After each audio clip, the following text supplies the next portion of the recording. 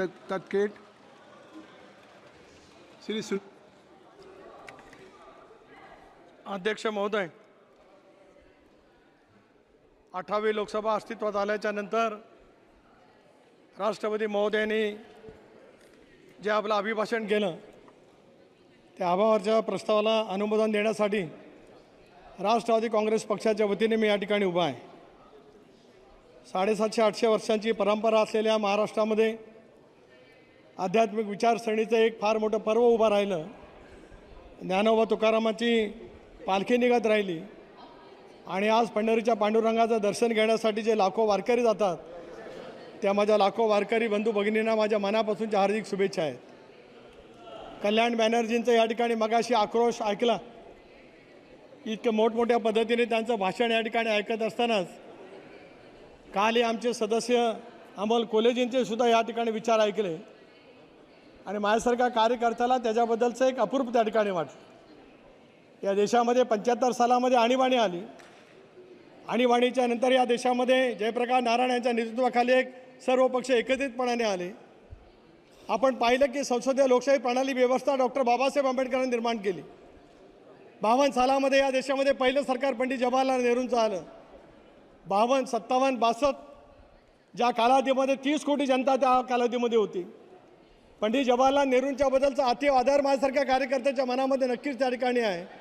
पण त्या कालावधीमध्ये सोशल मीडिया नव्हता, त्या कालावधीमध्ये इलेक्ट्रॉनिक मीडिया नव्हता, लिखित मीडियाच्या वरती सुद्धा खूप मर्यादा होत्या. त्यांना 3 वेळेला त्या ठिकाणी पंतप्रधान म्हणून काम करण्याची संधी मिळाली. इंदिराजीसुद्धा 3 वेळेला पंतप्रधान झाल्या, पण आणीबाणीच्यामुळे त्यांना पराभूत व्हावं लागलं. नरेंद्र मोदी साहेबांनी 62 वर्षाच्या प्रदीर्घ कालावधीनंतर या देशातल्या 140 कोटी जनतेचा विश्वास संपादन केला आणि 62 वर्षानंतर पहिला प्रथम सलग 3 वेळेला पंतप्रधान होण्याचा बहुमान नरेंद्र मोदींना मिळाला. त्याचा पोटसूळ या प्रत्येकाच्या मनामध्ये निर्माण झाल्याचं एक चित्र त्या ठिकाणी पाहायला मिळू शकतं आहे. अनुभवलं आपण आणीबाणीच्या कालावधीच्या नंतर या देशामधलं 34 रणशिंगाचं सरकार कुणी त्यावेळेला पाडलं. 1989 सालामध्ये चंद्रशेखरांचं सरकार आलं. कुणी पाठिंबा काढल्यामुळे ते सरकार त्यावेळेला गेलं. 5 वर्षाची संसद असावी असं डॉक्टर बाबासाहेब आंबेडकरांनी घटनेमध्ये दिलं. ज्या घटनेच्या बद्दल वेगळ्या पाहिजेचा विचार या ठिकाणी निर्माण करण्याचा प्रयत्न त्या ठिकाणी केला जातो आहे. त्यावेळेला ही सरकार अडीच वर्षामध्ये कुणी त्यावेळेला बरखास्त करण्याचं पाप त्या ठिकाणी केलं.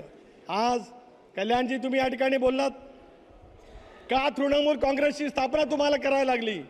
होय, हा सुनील तटकरे कलकत्त्याला ज्या वेळेला प्लॅनरी सेशन झालं होतं त्याला उपस्थित होता. ममता बॅनर्जींनी स्वतःचा पक्ष त्या कालावधीमध्ये काढला, काँग्रेस पक्षाच्या हुकुमशाहीच्या विरोधामध्ये काढला. आज त्यांच्याच मांडी लावून बसत भारतीय जनता पक्षाच्यावरती तुम्ही टीका टिप्पणी करण्याचा प्रयत्न करतात. तुम्हाला पक्ष काढण्यासाठी वेळ ज्यावेळेला आली त्यावेळेला भारतीय जनता पक्षामुळे आली नाही, काँग्रेसच्या नेतृत्वामुळे तुम्हाला त्यावेळेला स्वतंत्र पक्ष त्या कालावधीमध्ये काढावा लागला. विसरता येऊ शकत नाही. होय, मी राष्ट्रवादी काँग्रेस पक्षाचा संस्थापक सदस्य आहे. श्रद्धेय पवारसाहेबांच्याबद्दलचा आदर आहे, ते दैवत आहेत. पण आम्हाला सुद्धा 99 सालामध्ये कोणाच्यामुळे राष्ट्रवादी काँग्रेस पक्ष स्थापन करावा लागला हा इतिहास कधी कोणाला विसरता त्या ठिकाणी येऊ शकत नाही. आज तुम्ही टीका टिप्पणी केलीत. डी राजाजी या ठिकाणी राजा आहेत, हे राजाजी कनिमोळीजी आहेत. मागच्या वेळेला त्या वाक्यावरती मी बसलेलो होतो. त्यांचा आक्रोश, त्यांचा युक्तिवाद माझ्यासारख्या कार्यकर्त्यांनी पाहिला. 2G स्कॅममध्ये ज्या पद्धतीने त्यांना अडकवण्याचा प्रयत्न केला त्याला कोणाचं सरकार या देशामध्ये होतं? UPAचं सरकार होतं. त्या सरकारमध्ये तुम्ही त्या ठिकाणी मंत्री होतात. गेल्या वेळेला तुमचा युक्तिवाद या ठिकाणी मी ऐकला. कनिमोळीजी तुम्ही सुद्धा अनेक वर्ष त्या ठिकाणी आत राहिलात. आमच्यासारख्या कार्यकर्त्याच्या मनामध्ये सुद्धा आक्रोश त्या कालावधीमध्ये होता आणि आज भारतीय जनता पक्षाकडे आपण बोट दाखवण्याचा त्या ठिकाणी त्यांनी ते प्रयत्न करतात. इंडिया अगेन्स्ट करप्शन कुणी सुरुवात केली? आज कोणाच्या सोबत तुम्ही त्या ठिकाणी बसलेला आहात? स्वतःच्या बद्दलची भ्रामक कल्पना मनामध्ये ठेवत नरेंद्र मोदी साहेबांचे काही या जगाच्या वाटेवरती मिळवलेला आहे त्याच्याबद्दलचा पराकोटीचा द्वेष ज्याला निर्माण होतो त्याच्यातून आशावादीच्या भावना निर्माण झाल्याचं एक विदारक चित्र त्या ठिकाणी त्यानिमित्ताने पाहायला मिळू शकत आहे. आज काय आपण अनुभवतो? नरेंद्र मोदी साहेबांनी गेल्या 10 वर्षामध्ये जगामध्ये देशाची प्रतिष्ठा वाढवण्याचा प्रयत्न केला. मी ज्या मतदारसंघातून अध्यक्ष महोदय येतो तो रायगड लोकसभा मतदारसंघ. छत्रपती शिवाजी महाराजांनी हिंदवी स्वराज्याची स्थापना केली. डॉक्टर बाबासाहेब आंबेडकरांनी सामाजिक समतेचा ओंकार दिला आणि दापोलीच्या परिसरामध्ये, पालघरच्या परिसरामध्ये जन्माला आलेल्या साने गुरुजींनी माननीय सदस्यगण, धर्मेंद्र जी, श्री धर्मेंद्र, एक मिनट सुनील जी, कृपया, आप बहुत बड़ी सदस्य हैं धर्मेंद्र जी, कृपया जारी रखें। बैठ, आपका नाम नहीं लिया आपका, अभी आप बैठ जाए कृपया, अभी उनका भाषण जारी है। आरोप केला जातोय विशिष्ट समूहाच्या बाबतीमध्ये, संविधानाच्या बाबतीमध्ये या ठिकाणी बोललं गेलं, एक नॅरेटिव्ह त्या ठिकाणी सेट करण्यामध्ये तुम्हाला यश त्या ठिकाणी मिळालं, परंतु याच पंतप्रधान महोदयांनी अनेक योजना त्या ठिकाणी केल्या. पंतप्रधान आवास योजना असेल, जल जीवनची मिशन असेल, आयुष्यमान भारतची योजना असेल, शेतकरी सन्मान योजना असेल, उज्ज्वला गॅस योजना असेल, कोणा एका धर्मासाठी केलेलं नाही. आज या धर्माच्या नावाने तुम्ही उल्लेख करतात, देशाच्या लोकशाहीवरती घाला घालण्याचा प्रयत्न करतायत. त्या सर्व धर्मियांना या व्यक्तिगत लाभार्थीच्या योजना देण्याचं काम जर का कोणी केलं तर ते नरेंद्र मोदीच्या नेतृत्वाखाली केलं गेलं, त्याचा सुद्धा उल्लेख या ठिकाणी अन्वितन मी करू इच्छितो आहे. या प्रत्येक योजनेचा फायदा आज सर्व धर्मियांना, या देशामध्ये राहणारा जो राष्ट्रपत नागरिक आहे त्या प्रत्येकाला त्या ठिकाणी मिळतो आहे. परंतु द्वेषाची कावीळ झाले ना, याच्यापेक्षा दुसरं काय सुचू या ठिकाणी शकू शकत नाही. आज आपण या ठिकाणी बोललात, काल सांगितलं आमच्या अमोल कोल्हेजींनी, नैतिकतेचा आधार त्यांनी सांगितला. मला आज अमोल कोल्हेजींना या ठिकाणी विचारायचं आहे, शरद पवार साहेब आमच्या दैवत राज्याचे मुख्यमंत्री होते, लंडनला गेले आणि त्यांना वाटलं की एक लेक सिटी असावी. लवासा त्यांनी त्या ठिकाणी प्रस्थापित त्या ठिकाणी केलं.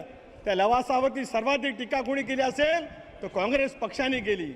UPAचं सरकार होतं, पवार साहेबांचं स्थान 3ऱ्या स्थानावरती त्या ठिकाणी होतं. त्यावेळेला जयंती नटराजन आणि जयराम रमेश हे पर्यावरण खात्याचे मंत्री होते. त्यांनी हजारो कोटी रुपयाचा लवासाचा प्रकल्प स्क्रॅप केला आणि अतिशय तथ्यहीन अशावेळीचे आरोप आदरणीय पवार साहेबांच्या कालावधीमध्ये त्या ठिकाणी केले गेले. त्याला UPAचं सरकार होतं. होय, नरेंद्र मोदी साहेब त्याला गुजरातचे मुख्यमंत्री होते. त्यांना त्या प्रकल्पाची पाहणी करायला बोलवलं गेलं आणि हा प्रकल्प योग्य कसा आहे हे मोदी साहेबांनी महाराष्ट्रामध्ये येऊन सांगितलं. मग ज्या सरकारमध्ये तुम्ही होतात, ज्या UPAच्या सरकारमध्ये होतात, जे काँग्रेस त्या ठिकाणी नेतृत्व करत होतं, ते आपल्या सरकारमधल्या सहभागी असलेल्या पक्षाचा कशा पद्धतीने त्या ठिकाणी करत होते याचा सुद्धा कोणीतरी आता विचार करण्याची वेळ नक्कीच त्या ठिकाणी आलेली आहे. राष्ट्रपती महोदयांच्या अभिभाषणाच्या वरती बोलत असतानाच ज्या पद्धतीने हिणकस पद्धतीची टीका टिप्पणी त्या ठिकाणी केली जाते आहे, हे या भारतीय संसदीय लोकशाही प्रणालीला शोभनीय असं माझ्यासारख्या कार्यकर्त्याला त्या ठिकाणी वाटत नाही. होय, कोरोनाची लस निर्माण केली गेली, चांद्रयान उतरलं गेलं.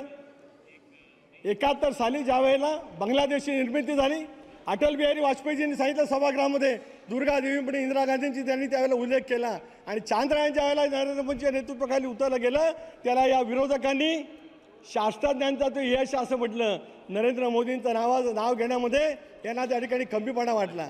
असं होऊन कधी चालत नाही. मनाचा मोठेपणा सार्वजनिक दृष्ट्या त्या ठिकाणी दाखवायला लागत असतो. आज NDA मजबूत आहे, संविधानाच्या आधारितच मजबूत आहे. 3 वेळेला सलग देशाच्या 140 कोटी जनतेने जे काय अलोट प्रेम त्या ठिकाणी दाखवलेलं आहे, याच्याबद्दलची शासकता ज्यांच्या मनामध्ये होते त्यांना लोकशाहीचं मूल्य म्हणण्याचा अधिकार त्या ठिकाणी होऊ शकत नाही. मी पुन्हा एकदा राष्ट्रवादी काँग्रेस पक्षाच्या वतीने राष्ट्रपती महोदयांचं अभिनंदनाचा प्रस्ताव आणलेला आहे, त्याचं मी समर्थन या ठिकाणी करतो आणि विश्वास देतो की येत्या 5 वर्षामध्ये जगाच्या पाठीवरती अर्थव्यवस्था मजबूत करण्यासाठी हे देश निश्चितपणाने मजबूतपणाने त्या ठिकाणी पावलं उचलेल. आणि आज महाराष्ट्रामध्ये असलेलं महायुतीचं सरकार, ज्या सरकारने छत्रपती शिवाजी महाराजांच्या 350वा राज्याभिषेक सोहळा त्या ठिकाणी केला, ही अभिमानाची गोष्ट तुमच्या आमच्या सर्वांच्या दृष्टिकोनातून आहे. प्रगत महाराष्ट्र महायुतीच्या सरकारच्या माध्यमातून देश घडवण्यासाठी योगदान देईल असा विश्वास या ठिकाणी व्यक्त करतो. आणि पुन्हा एकदा नरेंद्र मोदी साहेबांना अज्ञाकरणापासूनच्या शुभेच्छा देत असताना, बल शाल भारत हो, विश्वात शोभने राहो, ही साने गुरुजींची विचारधारा अंमलात आणण्यासाठी यश प्राप्त हो, ही तुझा भाऊच्या चरणी प्रार्थना करून थांबतो. जय हिंद, जय महाराष्ट्र. धन्यवाद. Shri KC Venugopal. Thank you very much, sir, for giving me this opportunity to having a debate in motion of thanks. While I am reading the President's address,